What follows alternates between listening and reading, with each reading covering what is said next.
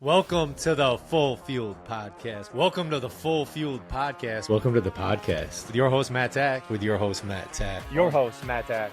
Who are you? I'm Dr. Alfred Alessi. Dr. Alfred Alessi. Dr. Alfred Alessi. They know by now, bro. They know by now. I'm going to set what the new normal looks like in my life. You're not limited by your genetics. You have a superpower that is lifting people up. Dude, you The only way we're going to get the word out is with you. Live full fueled. Live beyond limits, baby. Let's go. Welcome to the Full Fueled Podcast with your host, Matt Tack. And Dr. Alfred Alessi. And as always, please share, subscribe. The only way to get the word out is through you. So if you're enjoying any of the content, please share it for us. It only helps us. It helps you as well. If we're helping you, you're helping us. You went right into the ask. Right into it. Oh, but love it. But for real. Yeah, for real. We need it. So one of the things that we're going to talk about today, which I thought was like pretty trending, it's cool, is that LeBron James is playing with Bronnie James. They played on Tuesday.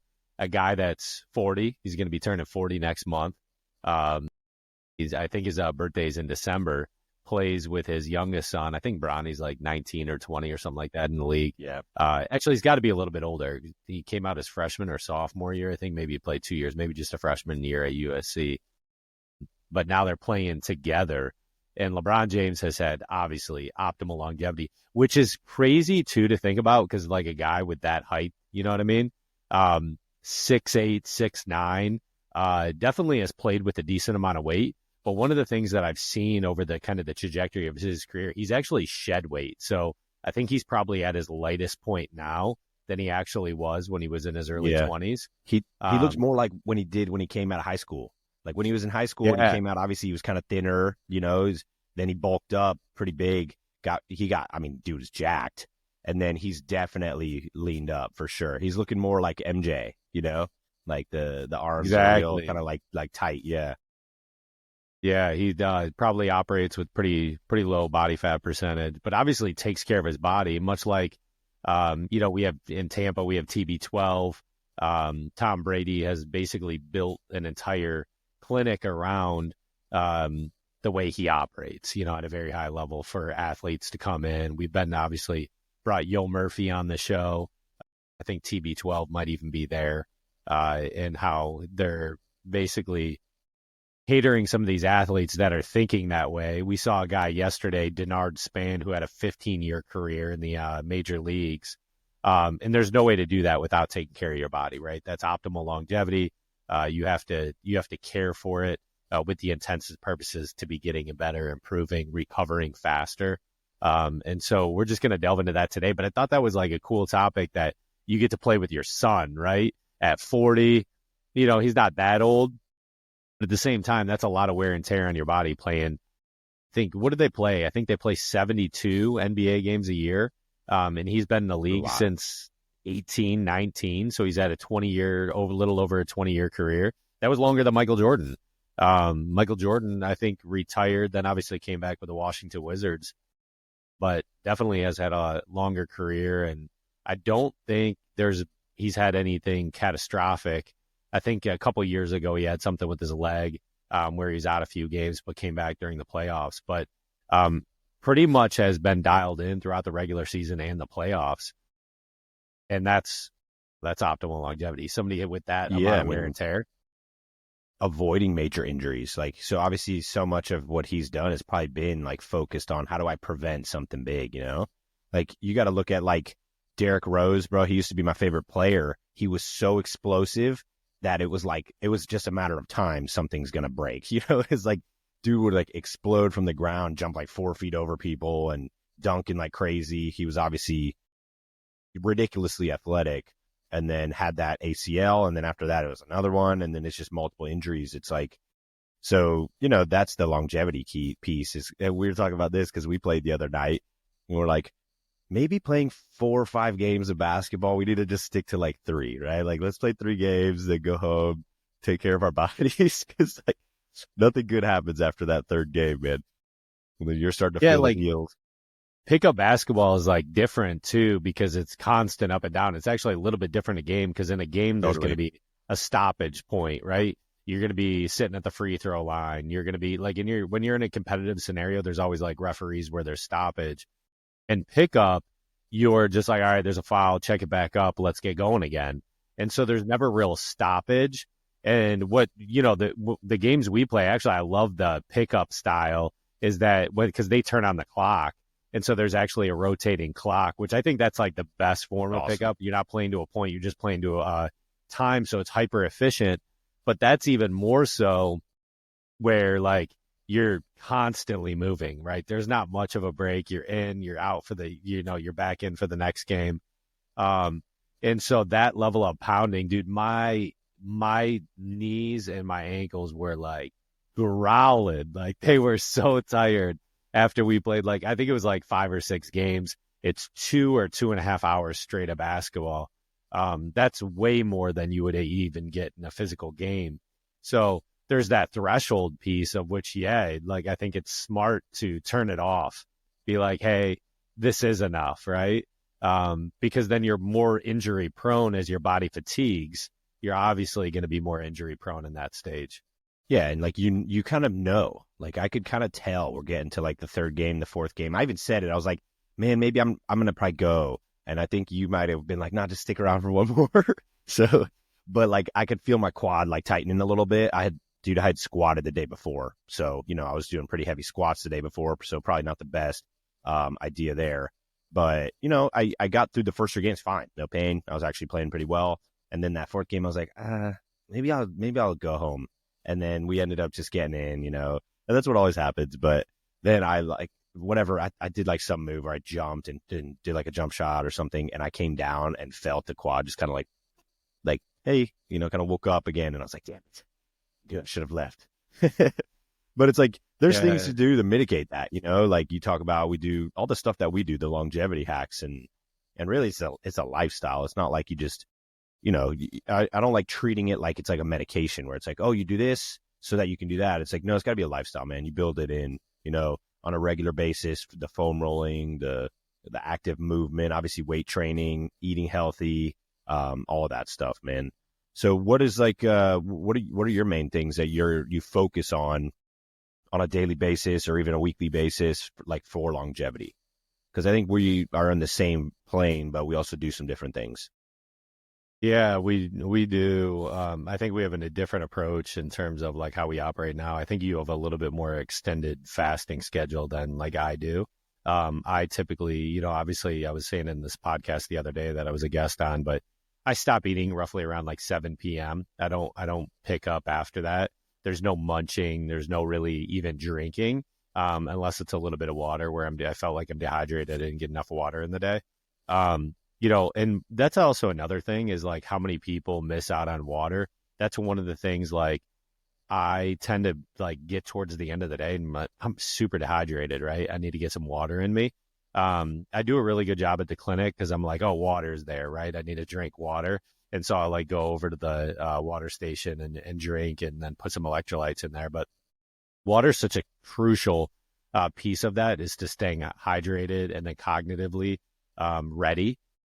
Because when you get dehydrated, you typically get fatigued and a little bit tired. But so I'll pick up at 7 the following day is what the cadence. And then usually I operate my mornings with a dense protein shake, and I'll put some supplementation in there. Another thing that I've also added in terms of supplementation, just because it's not an immune supplementation, but vitamin C is actually very good for joint structure. And so I've been incorporating just vitamin C gummies at a like pretty high level, actually 2 times a day, because that's actually, there's a study that came out as far as the quality of joint repair that vitamin C has, not just towards immunity, but yeah, vitamin C is a major cofactor in collagen production. People don't know that. So like scurvy, which was like the thing that like sailors used to get, right? And it was like they would get these bleeding gums and like soft tissue breakdown. They would become like super weak. It was vitamin C deficiency, and that vitamin C deficiency causing the breakdown of collagen, right? Like they weren't having collagen turnover and production. And so they were having these weird issues. That is not a problem we see anymore in life.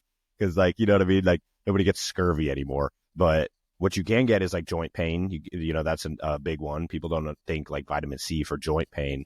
But if you could pair like a vitamin C, like a high quality vitamin C, like a buffered alkalized vitamin C with some collagen, dude, next level for joint pain and for joint comfort. Yeah. So, but, and then for all intents and purposes, like longevity speaking, you know, one of the major things is just things we always talk about is just getting that proper sleep schedule in, and then becoming optimized throughout the day. One thing that I've, you know, a lot of people don't do, and I'm actually testing this right now, I'm like kind of phasing it in, is closing my eyes. I know that you've done this and you sent me the Happier app today. But like having in the middle of the day, like a 10 to 20 minute meditative state where you're not falling asleep, but you're just closing your eyes, and how that just restructures and rebounds your body, both neurologically and physically. And so that's just like something that I've been piloting over the past week, of just like closing my eyes, kind of setting a timer of just to decompress and just be fluid with my breathing. So I piloted that. Like if you're working out in the afternoon, that helps immeasurably in terms of like overall quality of strength. And then one thing that I am starting new, and I had done before because we had it at the clinic and I did blood flow restriction, but it was actually just brought to my attention. So I was listening to a podcast on Dr. Gabrielle Lyons, but just blood flow restriction when it comes to kind of the level of optimization, and not necessarily muscle mass, but strength overall that you can get out of blood flow restriction. And if you aren't familiar with blood flow restriction, that's like tying, bands. They make them. You can buy them on Amazon. So I just bought mine on Amazon, around your quads, around your biceps. It's basically a tourniquet that's limiting blood flow out of the muscle and the limb. So then when you're doing an exercise and you're really pumping that muscle, the blood flow is not escaping as much. And so you're really like saturating it there. It will do things like it'll create what's called angiogenesis. So you'll have like new blood vessel formation, or like the strengthening of those blood vessels, which is really good, obviously, then for repair of muscle tissue. But it enhances the pump. It's a cool way to train. You're going to fatigue real quick doing it, obviously. So you can't use as much weight. Like you probably dial down to like 30% of what you would normally do or less, but you want to hit it for reps. So I used to train like that a lot more. I'm going to get back into it probably now that you're doing it. Yeah, one thing that was pretty eye-opening in terms of the doctor that was kind of giving this information and that wrote a paper on it, was the fact that you actually can get maximized strength with lower yield, right? Right. And so you don't need to go as high, which is exactly what you said. You can operate at, as much as 40 to 50% deficiency. In terms of like quality of weight in which you normally push. So like if you're regularly pushing, squatting maybe 300 pounds, you can actually decrease that with blood flow restriction to maybe 240, and still getting the same results from a strength perspective. So one of the cool things too is he was talking about this element of injury and how there's cross education. And so the point is, like, let's say you injured your right arm, right? But then you utilize blood flow restriction on your left arm, like you're like, a lot of people would be like, well, I hurt my right arm, so I can't train, right? The study kind of behind this has been that there's actually relative cross education, that you actually still should be promoting that strength to that left arm, because neurologically and physically, the right arm is seeing what the left arm is doing. Yep. And so you're still like kind of maximizing that inflection point of strength to your right arm without even utilizing it. So I thought that was really interesting that there's a cross education. So like when you're injured, you don't want to stop, right? Because you can just work out your left arm, because your right arm knows what your left arm is doing. Yeah, and there's really cool videos out there you can watch, or like, things they've done, studies, people who have like an amputated limb, like say they're missing a right hand or just elbow down or something. They'll put a mirror in front of them so that they can see the left hand as if it's the right hand. and then they have them move the left hand, and in their mind, they feel like they are moving their right hand that they don't have. And so that tells you right there, the neurons that are wired to go to there are activated when you activate the left side too. So, man, when I had my shoulder surgery, I was in a sling for 10 weeks, immobilized essentially. I was working my left arm like crazy because I was like, I'm going to prevent as much muscle atrophy on the right side as possible. Obviously there's going to be some because it's not 100%, but I was like, I'm going to do as much as I can to mitigate that. And it worked, man, for sure. Like I didn't completely turn into like a bird on the right side. So yeah, it's cool stuff, man. Like that's the kind of that neuroscience aspect of that. But yeah, I mean, I think getting back kind of to like the fasting thing, I do like fasting, and this is more so like the term like intuitive fasting, which we have talked about this before. So I'm not going to go into depth. It's on an older episode, but like listening to my body, and like my body doesn't like eating before 10, just doesn't. Like I'd rather, be maybe mildly hungry, but like I feel like I'm more cognitively present and I'm able to be like more efficient, have a little more energy than if I ate a meal right away in the morning. I just like don't feel like it either. Like I don't feel like eating, but I think I also eat a little bit later than you do. Like I don't even get home until 7:30, 8 o'clock. So, by that time I get home and I'm having a meal or, a shake or something. So, eating a little bit later, then I eat a little bit later in the morning. But honestly, the science around that's an amazing thing for longevity, is limiting the amount of calories you're putting in your mouth, because you're able to get that kind of turnover, right? That we've talked about, like the autophagy and kind of giving your gut a break, but also it's a positive hormetic stress on the body. So the more we can have those, kind of like the cold plunge and strength training, right? No, it doesn't feel good to work your muscles until they're burning. Like even the most professional bodybuilders, guys who are gym rats, are going to tell you that it hurts, right? It's not like, it's an enjoyable experience. Obviously there's a positive that comes from it with the endorphins and everything, but the act of like tearing down muscle tissue from weight training is it's not like enjoyable, but it's a positive stress on the body, right? And so that's why we do it. Yeah, I was actually, again, I was a guest on this podcast, and I was talking exactly about that, how like, oh, you work out all the time, you must enjoy it, right? But the reality is like, I wouldn't say I necessarily like enjoy it. I enjoy it after, right? Yeah. And so the positive effects that like the neuron release, just like all that I enjoy the after effects so much that yes, like going is like addicting because of the after effects that are associated to it. So I wouldn't say I love going to the gym, because if I still got those positive effects by not going to the gym, I wouldn't go to the gym, right? But the reality is I get those positive effects from it. So that's what keeps me going, right? Yeah. As is everything else. Yeah. And I love, like, this is how my brain works, at least, is like, I like that going to the gym. Like I'm driving there 5-10 minutes there, like hyping myself up, listening to some music, taking some pre-workout. Like I like that part, walking into the gym, getting warmed up. And then like the workout, you could kind of like suck, you gruel through it. There's some like positive that comes from it. And then afterwards, I love the feeling of like being pumped and like, you're like, damn, like that was a good one. Right. But it's like the in the middle part, like the actual work part, nobody actually likes that, Yeah. That's to bring off a completely like different topic, but then we'll segue back home. I was thinking about this a little bit in association to Amendment 3 on the ballot that's going to be coming up. So I would encourage everyone to vote. If you're not planning on voting, please vote. I think it's your right as a citizen.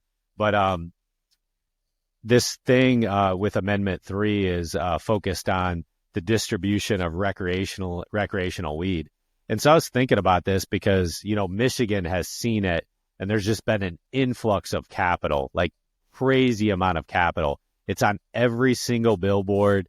It's all over the place, like literally all over the place. And so I was like processing through the recreational side of like marijuana.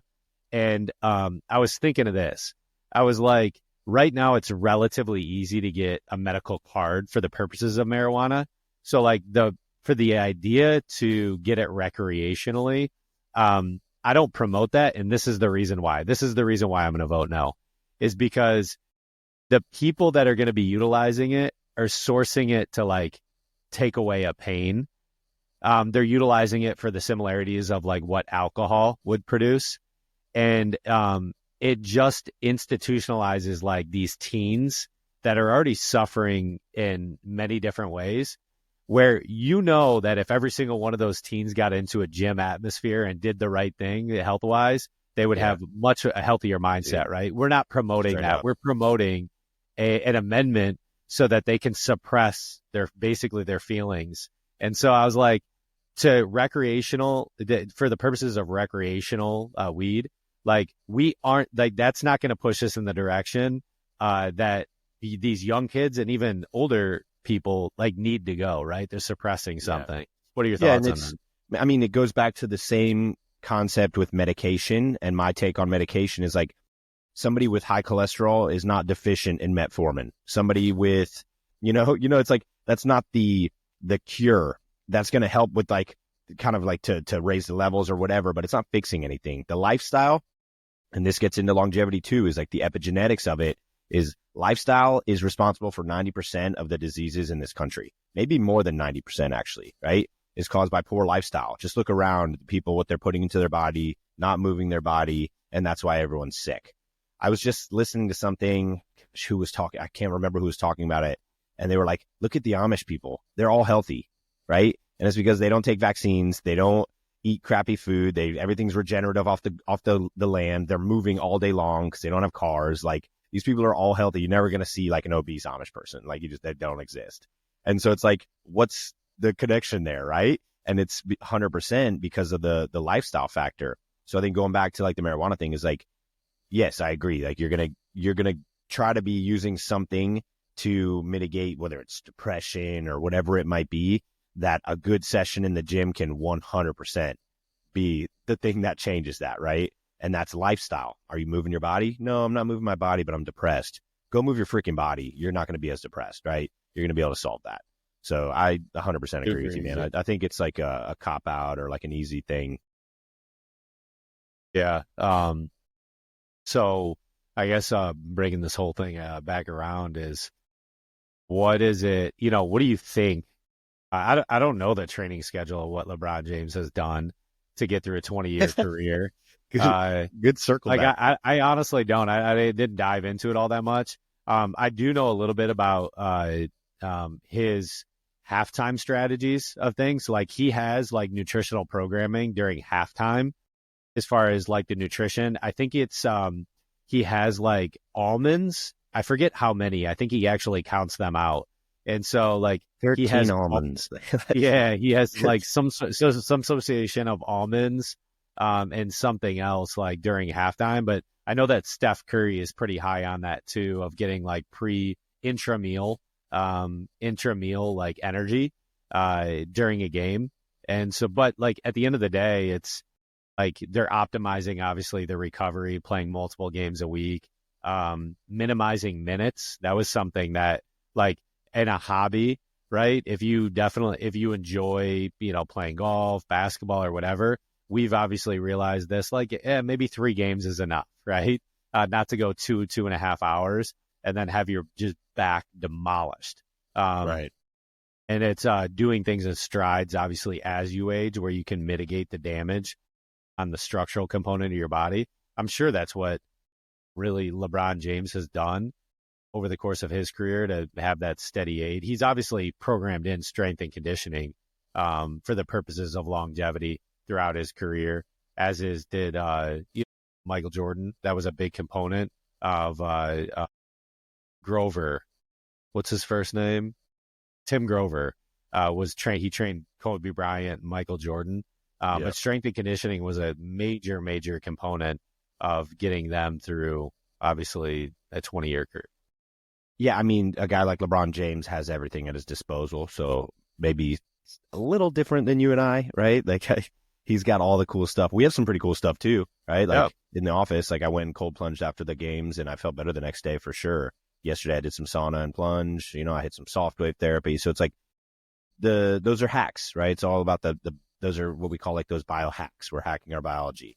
But, when it comes to longevity, it's like, what is like output versus input, right? And then how do you maybe as you get older, you limit the output a little bit, or you modify, right? You stop doing, super quick sprints to the hoop, and maybe you play a little bit more of like a post and pass kind of play, right? Or you limit how many times you're full sprinting down the court. Because that's how I used to play. I used to just full sprint 100% all the time. And I was like, I think I'm getting slightly away from that. Maybe a little bit more jump shots, try to focus on the jump shot. I just was never a good shooter. So I was like, all right, I just have to run past people and get to the basket. Like, that was my game. So, you modify. That's what always happens. You see the older guys. Who's the big old guy out there? What's his name? TC. He's not moving his feet too much, but he's posting up. He's getting some boards. He's making passes. Like, the game changes, Yeah, definitely the game changes. I mean, when you're 300 plus pounds, though, the game really changes. Boy. He's a big boy. When you're modifying things, it might not nearly be that level of change, especially if you're maintaining some level of activity. So I would say your performance, the optimal performance, yeah. I think of guys in the league that have like real longevity, that like Rajon, Rondo. No, he's been around for a while. I don't know. He's on the Lakers now, right? I think he's on. I think he's on Milwaukee. To be honest with you, I think he was talking to Damian Lillard the other night. I just had because I saw that the NBA preseason was over with and their regular season is starting, and so I was just like watching like the kind of the startup of them talk about it a little bit. But guys, Rajon Rondo, that's who I'm trying to think of. It's his full name.